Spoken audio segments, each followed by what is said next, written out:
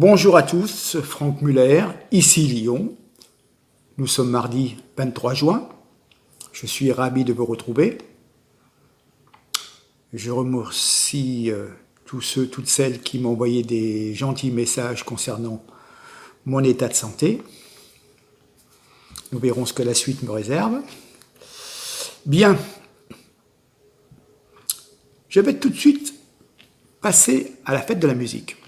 Alors effectivement, durant ces derniers mois, en vertu de la lutte contre l'épidémie de Covid, une chape de béton totalitaire s'était abattue sur la France, assignation à résidence forcée dans le pays, instauration d'un sauf-conduit obligatoire, répression impitoyable contre les personnes âgées, les familles avec enfants, interdiction des marches solitaires en forêt, sur les plages, en montagne, plus de pratiques sportives, fermeture des bars, des restaurants, des salles de spectacle, bannissement des réunions, des voyages et tout déplacement. Enfin bref, la ruine de l'économie sciemment organisée. Et puis soudain, l'autre soir, à l'occasion de la fête de la musique, tout était permis, une espèce d'embrasement collectif, un rassemblement de milliers de personnes, des embrassades hystériques. Pourtant, le virus court toujours et continue de tuer. Donc, tout souci aurait peut-être un sens. Vous pouvez saccager nos libertés, la démocratie, l'état de droit, anéantir l'économie française, plonger le pays dans l'endettement et le chômage de masse, ruiner les artisans, les commerçants, les restaurateurs. On les pousse au suicide même, qu'importe. Mais laissez-nous faire la fête. Ah, bon. Les manifestations. Tiens, c'est bizarre. Quand je vois les manifestations d'antiracistes, Adama, voire les demandeurs d'asile, il n'y a jamais de Black Blocs et d'Antifa. Par contre, pour les manifestations d'infirmières, de gilets jaunes, ça dégénère et il y a toujours des Antifa pour foutre la merde et faire en sorte qu'on en vienne à la violence. C'est quand même bizarre, hein? Si vous voyez ce que je veux dire. Tiens, en fait, une nouvelle, bravo dans l'Est, en pleine campagne de victimisation par les mouvements décoloniaux qui veulent déboulonner nos statuts, la région Grand Est valide le changement du nom du lycée Colbert à Thionville en Rosa Parks, qui était donc une militante des droits aux États-Unis. Hein. Je crois que c'est elle qui était montée dans le bus, qui s'est assise à la place des Blancs. Voilà. Bon. Attendez, Colbert, c'est un grand homme d'État.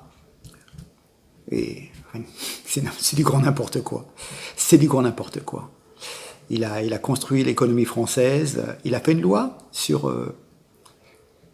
les esclaves, mais il faut savoir que la situation était pire avant et que justement elle a fait une loi pour, quelque part, améliorer, légaliser le traitement des esclaves. Voilà, c'était ça. Bien entendu, mais c'était une époque où il y avait de l'esclavage. Et je vous l'ai déjà dit, il y avait dans les mines de coton, dans les champs de coton en Virginie, il y avait beaucoup d'esclaves blancs, tout de suite au début. Mais je reviendrai un jour et je vous ferai un topo, vous verrez, vous comprendrez. Mais bon, les gentils petits noirs, et puis il n'y avait que des méchants blancs. Et ouais, il y avait beaucoup de blancs qui étaient esclaves. Comme il y avait, au temps du Moyen-Âge, des Français qui étaient esclaves, c'est ce qu'on appelait des serfs. C'était les esclaves du seigneur. Ils travaillaient sur les terres gratuitement. Toute la récolte, bien sûr, était récupérée par le seigneur, par le comte, voilà. Le seigneur des lieux, mais bon, il faut croire que ça compte pas. D'ailleurs, je suis tombé sur une note du fils de Mohamed Ali, donc qui est noir, musulman, comme l'était son père. Black Lives Matter, c'est un mouvement raciste, il racialise tout, monte les gens les uns contre les autres, excite la haine raciale. Mon père les aurait considérés comme des démons. Eh bien, dis donc, avec ça.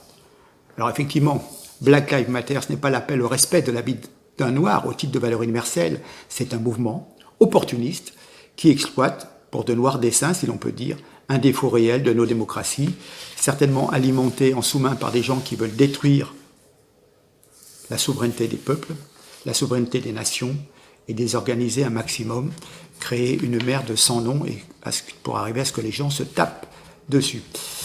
Donc, en prétendant lutter contre un racisme soi-disant étatique, tous ces militants antiracistes qui gonflent les rangs du Rassemblement Justice pour Adama ne font en fait que promouvoir la distinction des races en réduisant les individus à une origine ethnique ou à une couleur de peau. Alors, que tous ces gens assurent défendre les populations d'origine immigrée, ils ne font que les condamner au ressentiment et à la marginalité en affirmant que quoi qu'elles fassent, elles n'arriveront jamais à s'intégrer dans une société qui aurait instauré des discriminations à leur égard, et comme si ces considérations, ces discriminations, c'était un principe d'État. Donc c'est finalement bien sur des critères purement raciaux et purement ethniques que ces manifestants, ces gens-là, dressent les Français les uns contre les autres et justifient et encouragent les pires dérives communautaires et identitaires. Il y a beaucoup de gens issus de l'immigration qui en sont sortis, qui vivent une vie paisible, qui pratiquent la religion qu'ils veulent, ils ont pu fonder un foyer, ils se sont intégrés dans la société, ils travaillent, ils payent des impôts, un point c'est tout. Si on veut, on peut. C'est difficile, on est d'accord. Comme cela serait difficile si moi je décidais de m'installer en Algérie ou en Arabie Saoudite. On n'attend pas que M. Muller y vienne pour lui donner du boulot. On ne va pas me dérouler le tapis rouge. Et bien c'est pareil pour les personnes qui viennent d'un autre continent et qui n'ont pas tout à fait les mêmes us et coutumes. Mais si je m'installe en Finlande, ça sera aussi la même chose. C'est tout. C'est pas du racisme, c'est que simplement il y a une différence. Voilà. Si on a des personnes intelligentes qui font leur boulot très très bien. Vous avez des tas de gens, je l'ai déjà dit à plusieurs reprises, et qui sont issus de l'immigration, que vous retrouvez notamment dans la vente, dans le commerce, qui sont vendeurs dans les grandes surfaces d'électroménager ou de bricolage, et qui s'en sortent très bien. Voilà, ben oui. Vous avez de ravissantes jeunes femmes issues de l'immigration, qui sont caissières, hôtesses de caisse, qui vous font des crédits, du SAV, et voilà, ben, il n'y a pas de sous-métier, elles gagnent leur vie honorablement, et puis c'est tout, il n'y a rien à dire. Alors pourquoi dresser les gens les uns contre les autres? Alors, pour vous dire la lâcheté de notre État, un policier va être jugé le 2 septembre devant le tribunal correctionnel de Bobigny pour diffamation. En effet, le 22 juillet 2017, il avait dit, concernant Adama Traoré, c'est un repris de justice et un violeur, évidemment, parce qu'il a été accusé de viol dans la cellule par son codétenu, qui ensuite, le codétenu, parce qu'il avait craché le morceau, s'est fait casser la gueule par le frangin à Adama. Bon, cette plainte, au départ, avait été jugée irrecevable. Mais comme par hasard, vous voyez, cette soumission, cette collaboration, ce sont des collabos, un juge d'instruction, parce qu'il n'a rien d'autre à faire. Hein. Il y a certainement des tas de dossiers de femmes battues, de divorces litigieux, de gens qui se sont fait voler, agresser. Mais non. Sa priorité, c'était de ressortir ce dossier. Et un juge d'instruction a décidé de rouvrir ce dossier et donc de valider la plainte de Assa Traoré. Et donc le policier, qui a simplement rappelé les faits, à savoir qu'il avait été condamné 17 fois au tribunal et qu'il était accusé de viol, eh bien, il ne faut pas le dire. Et donc, ce policier va passer en jugement. Enfin bon. L'autre fois, on a eu droit, donc, à une manifestation de migrants. Alors, vous avez une déferlante comme ça de gens qui viennent, qui sont entrés sans frapper chez nous, sans demander la permission, sans demander de visa, alors qu'il y a des personnes qui s'enquiquinent à faire les papiers en bonne et due règle, qui passent par l'ambassade, par le consulat, qui remplissent des dossiers, qui veulent retrouver leur famille, enfin voilà. Bon, eux, au moins, si vous voulez, prennent la peine de suivre la loi, de remplir tous les papiers, etc. Les autres, ils arrivent les mains dans les poches en disant, nous, on arrive, et nous, on veut des droits et on veut des avantages sociaux. Alors déjà qu'avec l'aide médicale d'État, ils sont soignés gratuitement, mieux que des Français, et voilà. Donc ces gens arrivent, piétinent notre réglementation. Bon, on peut s'apercevoir qu'à 99,9%, il n'y a que des hommes, d'ailleurs, je ne sais pas où sont les femmes, où ils comptent peut-être prendre des femmes sur place. Bah oui, ça sera plus facile pour choper la nationalité. Mais et les devoirs? Le devoir de respect envers les gens qui vous accueillent, le devoir de respecter les lois du pays où vous êtes. Vous en foutez. Tout ce que vous voulez, vous, c'est avoir droit au RSA, au machin, à toutes les allocations diverses pour vous permettre de rester bien tranquille et continuer de cracher sur la France, tout en ouvrant grand votre porte-monnaie pour récupérer un maximum de pognon. Voilà ce que j'en dis. Si vous n'êtes pas content, c'est la même chose. Donc, de toute façon, tous ces gens, tous ces immigrationnistes de droite et de gauche sont des criminels. Ils préparent nos enfants à des jours bien sombres quand vous apercevez que vous avez 5-6 millions de personnes qui sont déjà au chômage, de toutes origines, de toute ethnie, qui souvent sont déjà de culture française, qui n'ont pas la barrière de la langue. Donc pour eux, c'est quand même plus facile de trouver du boulot. Eh bien, ils n'en trouvent pas parce qu'il n'y en a pas, parce qu'évidemment, tous nos grands cadors à la tête de l'État ont laissé faire la désindustrialisation de la France. Donc, bien entendu, eh ben, il n'y a plus de boulot. Même pour passer le balai, s'il n'y a plus d'usines, il n'y a plus de femmes de ménage. Moi, je les voyais dans les usines, j'ai plusieurs usines qui ont fermé, des clients. Eh ben, je voyais des femmes de ménage. Souvent, j'avais des femmes turques avec qui je discutais. Ben oui, mais l'usine, elle a fermé.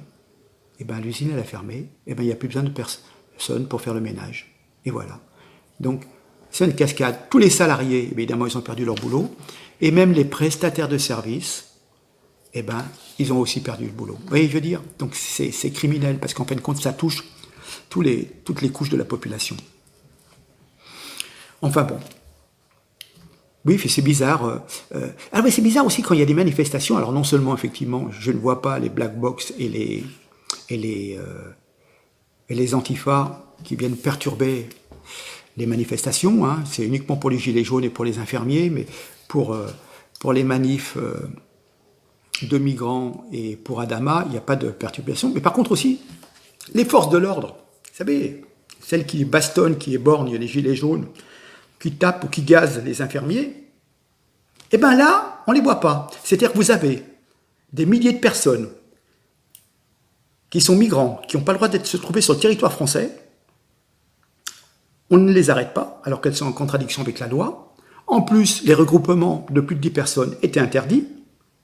Et voilà. Rappelez-vous, il y a un an, les gilets jaunes, on les a raflés, on les a mis dans des bus et on les a parqués en périphérie de Paris, dans des centres de rétention, comme des rafles de la police de Vichy. Et là, tous ces gens qui sont en infraction la plus totale, on ne leur dit rien. Ah ben alors, le pire, c'est que Sibeth Ndiaye affirme ne pas savoir expliquer à ses enfants s'il est normal ou pas de jeter des pierres sur les forces de l'ordre. C'est-à-dire qu'en fin de compte, ce sont des propos indignes qui cherchent à déculpabiliser les agresseurs de nos policiers.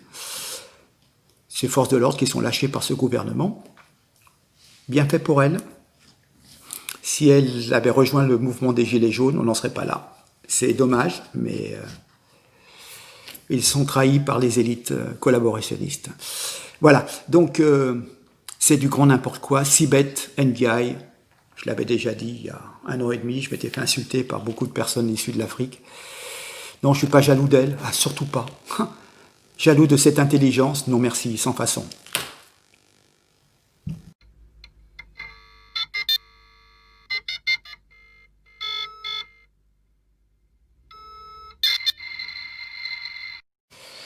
Oui, pour vous faire sourire, puisqu'on est toujours dans la repentance, le renoncement, qu'on doit s'excuser pour l'esclavage passé. Je rappellerai quand même, tiens, je vous mettrai une vidéo d'une jeune sénégalaise ou ivoirienne, je ne sais plus. Vous allez écouter. Alors au départ, ça commence tout doucement, mais en fin de compte, c'est génial. Cette brave fille, elle est réaliste et elle explique bien que les manifestants, ce sont des gens aigris et jaloux, qui, au lieu de s'en prendre aux Blancs et à la France, ferait mieux de s'en prendre aux chefs de village, car qui les premiers ont vendu des esclaves? Ce sont les chefs de village qui ont vendu à des esclavagistes ou qui ont attaqué d'autres tribus et qui ont fait des prisonniers captifs et qui les ont vendus à d'autres tribus noires ou à des caravanes arabes qui les ont emmenés jusqu'aux côtes. Et après, les Blancs sont venus les chercher en bateau. Voilà. Pour refaire un truc, on y reviendra. Et je vous mets le lien, vous allez voir, vous allez vous bidonner, car en fin de compte, elle peut se permettre de tout dire ce qu'elle pense de ces pleureurs qui viennent se plaindre, qui viennent cracher sur les flics en France, alors que chez eux, pour un simple regard dans leur pays d'origine, ils prennent des coups de bâton ou des jours de prison. Et là, ils profitent de la liberté, de la démocratie pour faire n'importe quoi et piétiner la civilisation occidentale, notamment française. Bien, parce qu'on en est donc à la repentance, je trouve que nous, Gaulois, nous avons eu des millions d'esclaves gaulois déportés par les Romains. On devrait s'adresser à l'État italien et demander des dommages et intérêts. Hein? Et alors, j'avais lancé un truc rigolo sur ma page Facebook. La Norvège, la Suède, le Danemark et l'Islande présenteront leurs excuses à la France pour les invasions vikings des 9e et 10e siècles. Il y aura des réparations. Les réparations seront versées sous forme de bons d'achat Ikea. Voilà, pour sourire, pour vous dire que, bon, j'essaie d'analyser, mais que j'ai quand même un sens de l'humour. Mais pour montrer quand même le ridicule de la situation. Voilà. Hein. Alors, ce qui est très bizarre, c'est que il y a des dizaines de milliers de peines de prison qui ne sont pas exécutées, et la justice est déjà très très laxiste. Mais la ministre Nicole Belloubet a profité de la crise du Covid-19 pour libérer 13 000 détenus. L'impunité totale. Hein. Et donc évidemment, les voyous, ils sont retournés, relâchés, et font de nouveau la loi dans les quartiers. Et puis, alors j'ai vu à vérifier, mais En Marche, qui a mis en place le traçage des Français pour le Covid, vient de voter la suppression du traçage des détenus condamnés pour terrorisme qui sont sortis de prison. À première vue, voilà, j'ai vu cette nouvelle passer. Donc, on ne tracera plus les détenus terroristes libérés. Donc, c'est le monde à l'envers, en fin de compte. Si on était un peu plus ferme contre les terroristes, si on protégeait les libertés des honnêtes gens, ça serait déjà mieux. Mais bon, c'est quelque chose qui n'est pas compris par nos gouvernements. Ah, les révélations sur l'affaire Fillon. Alors, les révélations faites par Étienne Houlette devant la commission d'enquête parlementaire le 10 juin dernier, il y a eu une manipulation de la procédure judiciaire pour déconsidérer la droite et ouvrir mécaniquement la route de l'Élysée à Emmanuel Macron. Rappelez-vous que l'élection présidentielle a été extrêmement serrée. 450 000 voix ont empêché Fillon d'être présent au second tour. Et Macron lui-même n'avait que 970 000 voix d'avance sur la seconde place, Madame Le Pen. Et Fillon n'a réuni dans les sondages sortis des urnes que 56% des électeurs UDI. Donc beaucoup se sont basculés compte tenu du buzz qui a été fait sur cette affaire, et ils se sont reportés sur Macron. Donc, à peu de choses près, si cette affaire n'avait pas éclaté, Fillon aurait fait beaucoup mieux, et je pense qu'on aurait pu avoir une finale, un second tour, Le Pen-Fillon, et non pas Le Pen-Macron.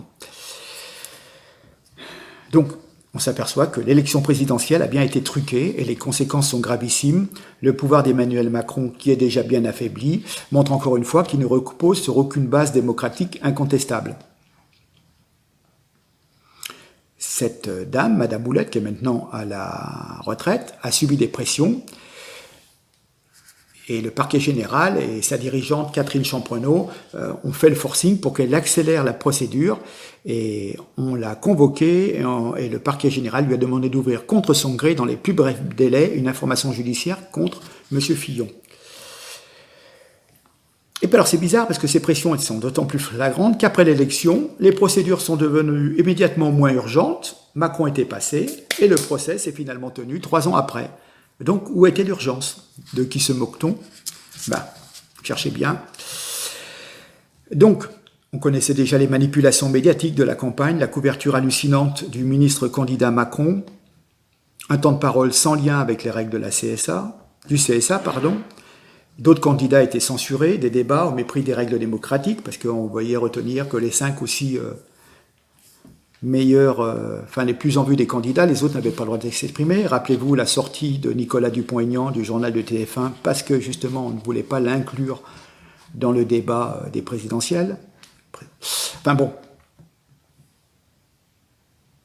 Voilà. Donc, au-delà de cette candidature de M. Fillon, c'est tout le débat présidentiel qui a littéralement été pourri par cette affaire. Les grandes questions clés pour la France, les Français, n'ont pu être traitées. Les sujets de fond étaient devenus inaudibles. Les terribles conséquences du programme d'Emmanuel Macron n'ont pu être combattues à la loyale.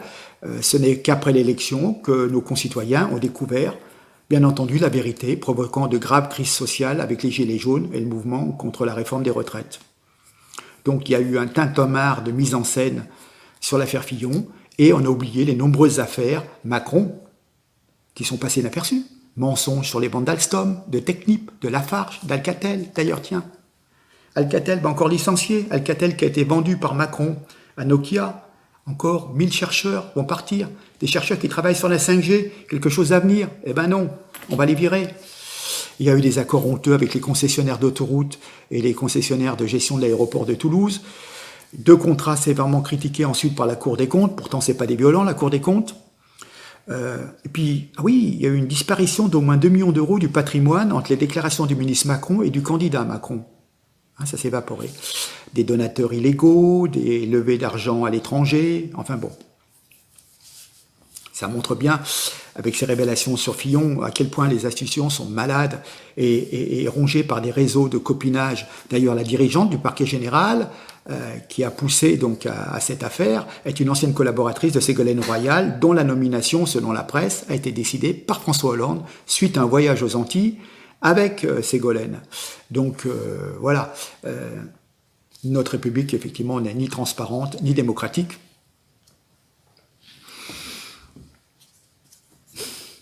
C'est incroyable, complètement incroyable.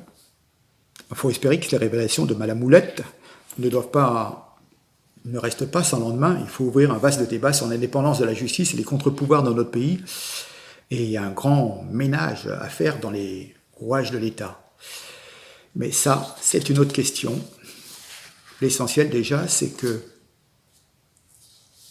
vous en soyez convaincus, vous puissiez échanger avec votre entourage et vous apercevoir qu'effectivement, nous avons été roulés dans la farine. Et si déjà vous arrivez un petit peu à faire partager ces idées, peut-être, je dis bien peut-être, mais je suis sceptique, peut-être que pour les prochaines élections, nous pourrons combattre ce nouvel ordre mondial, quelque part, qui veut nous imposer la perte de notre souveraineté, la perte de nos acquis sociaux, la perte de nos libertés, une vaccination obligatoire, une mise sous tutelle de Bruxelles. Enfin bon, tout ce qui fait disparaître la France, voilà. Bon, écoutez, je vous laisse. Moi, je ne suis qu'un Gaulois réfractaire, comme dirait Philippe de Villiers. Je continue mon chemin en essayant de garder un certain calme. J'en ai besoin, compte tenu des circonstances. Mais bon, je suis quand même très très peiné de voir les moutons que sont devenus les Français et que toutes les conneries qui peuvent se dire dans les médias. Et, enfin, franchement, quand vous pensez qu'il y a des gens qui sont condamnés 17 fois et qu'on va faire une fresque à leur nom, ils ont joué aux gendarmes et aux voleurs. À un moment, ils se sont échappés. Ils n'ont pas pris une balle dans le dos. Il y a eu un incident de la vie, un incident de santé qui a fait que...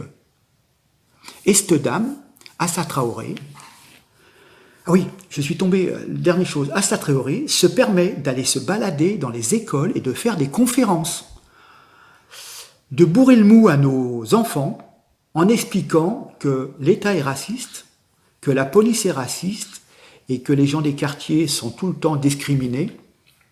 Et voilà. Et ça, au sein de l'institution d'éducation nationale. J'ai des photos, j'ai mis ça sur ma page Facebook. C'est incroyable. Et l'État laisse faire des activistes qui prennent la haine et la violence et la suprématie de la race noire, quelque part, et ben, en plus, quand vous avez toute une famille qui faisait le caïd dans le quartier, ils ont pratiquement tous, comment dire, un casier judiciaire, et on laisse cette personne aller prêcher sa bonne parole, aller raconter des mensonges dans les établissements scolaires. Voilà. Les enfants ont déjà suffisamment de difficultés compte tenu de tout ce qui est ambiant, de toutes les conneries qu'on leur passe à la télé, de tout ce qu'ils voient sur Internet, et on laisse Assa Traoré aller plaider pour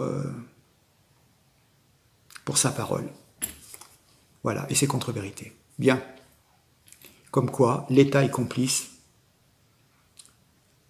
Et pour l'État, ce qui compte, c'est la parole des minorités, parce que les minorités peuvent encore voter pour eux, tandis que nous, on va dire entre guillemets, les métropolitains gaulois, relativement blancs, un peu âgés, eh ben, il y a longtemps qu'on a compris la leçon avec Macron. Et encore, pas suffisamment. Allez, je vous laisse. Merci en tous les cas. Bis à tous. Que ce soit du Mexique, la Thaïlande, Las Vegas, etc., etc., le Luxembourg, la Belgique, et j'en oublie, je sais. Mais voilà. Merci. Merci pour tous vos gentils messages. À très bientôt. Au revoir.